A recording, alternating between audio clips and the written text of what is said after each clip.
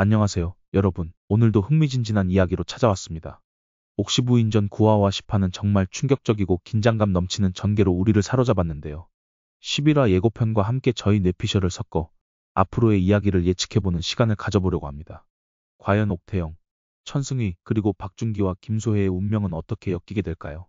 궁금하시다면 끝까지 함께 해주세요. 깊은 밤, 송씨 부인의 방 안, 차미령은 어머니를 설득하며 자백을 권유하고 있었다. 어머니, 이제 모든 걸 자백하세요. 제가 평생 어머니를 모실게요. 송씨 부인은 미령의 진심 어린 설득에 결국 고개를 끄덕여쉬며 눈물을 흘렸다. 그래, 미령아. 내 말이 맞다. 잘못된 일을 바로잡아야겠지. 나는 스스로를 멈출 수가 없구나. 내가 나를 멈추어 주겠니? 그녀는 목이 마르다며 미령에게 물을 부탁했다. 미령아, 물 좀 떠다오. 목이 마르구나. 미령은 고개를 끄덕이며 방을 나섰다.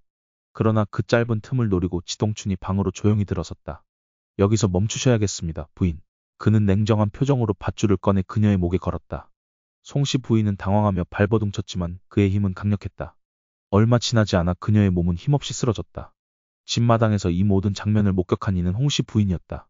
그녀는 지동춘의 만행을 보고 몸을 떨었지만 즉각적으로 행동하지 않았다. 며칠 후 김씨 부인과 옥태영이 그녀를 찾아왔다. 홍씨 부인, 우리가 아는 것을 관하여서 증언해 주세요. 무엇이든 원하는 걸 해드리지요. 홍씨 부인은 잠시 망설였지만 결국 그들의 제안을 받아들였다. 좋아요. 그렇다면 청수연의 수장 자리를 주세요. 확실히 보장해 주셔야 합니다. 관하에서 홍씨 부인은 차분히 증언을 시작했다. 제가 보았습니다. 지동춘이 송씨 부인을 살해하는 장면을 똑똑히 목격했습니다.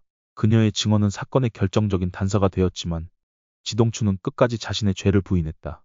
내가 그런 짓을 했다고? 말도 안 되는 소리다. 결국 그는 증거 부족으로 풀려났고 관아는 혼란에 빠졌다. 풀려난 지동춘은 박준기를 찾아갔다. 태연한 얼굴로 그는 말했다. 현감은 옥에서 자결했습니다. 옥에서 나와 봐야 대감마님 손에 죽게 될 것을 알고 있었으니까요. 박준기는 그의 말을 듣고 차갑게 대답했다. 잘 알고 있군. 그의 신호에 따라 수족들이 나섰고 지동춘은 단숨에 살해당했다. 그의 죽음은 조용히 처리되었고 사건은 또 다른 비밀로 묻혔다. 한편 청나라의 황량한 땅. 성윤겸은 힘겹게 땀을 흘리며 노역을 하고 있었다. 그는 숨을 고르며 잠시 주변을 둘러보았다. 낯선 땅이었지만 그곳은 이제 그의 삶의 일부가 되었다. 형님, 멀리서 들려오는 익숙한 목소리에 윤겸은 고개를 돌렸다. 성도겸이었다.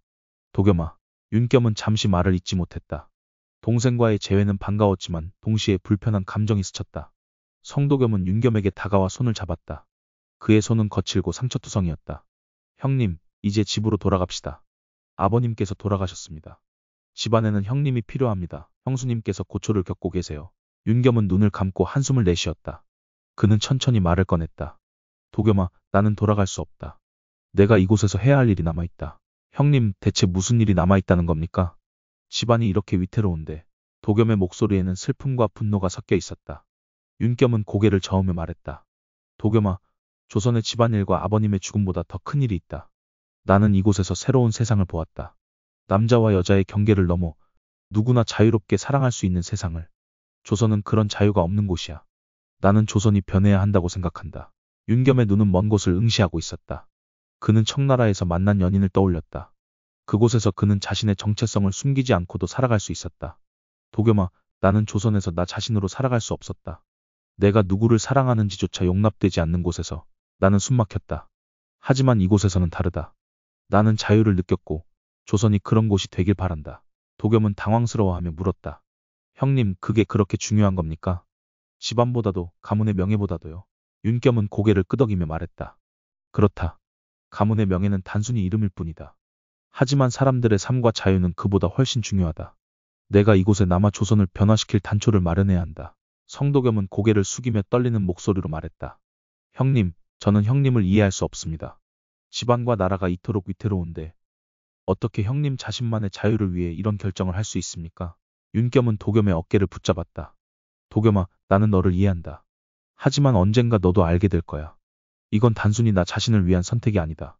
조선이 변하지 않으면 나와 같은 사람들과 약자들은 앞으로도 숨죽이며 살아야 한다. 나는 그 변화를 위한 첫걸음을 여기서 시작해야 한다. 윤겸은 자신의 호패를 도겸에게 건넸다. 이제 너는 나를 찾지 마라. 너는 집안의 기둥으로서 해야 할 일을 해라. 그리고 나도 내가 해야 할 일을 할 것이다. 도겸은 그 호패를 쥔 채 울컥한 목소리로 외쳤다. 형님, 제발. 함께 돌아갑시다. 윤겸은 단호히 고개를 저으며 등을 돌렸다. 잘 가거라, 도겸아. 나는 조선으로 돌아가는 길 대신 조선을 바꿀 길을 선택할 것이다. 윤겸은 청나라의 노역장으로 다시 걸어갔다. 그의 걸음에는 후회가 없었다. 그는 조선의 개혁을 위해 그리고 자신과 같은 소수자들과 약자들이 숨지 않고 살아갈 수 있는 세상을 만들기 위해 자신의 길을 택했다. 한편 조선에서 옥태영은 성도겸이 천승위임을 의심하고 있었다.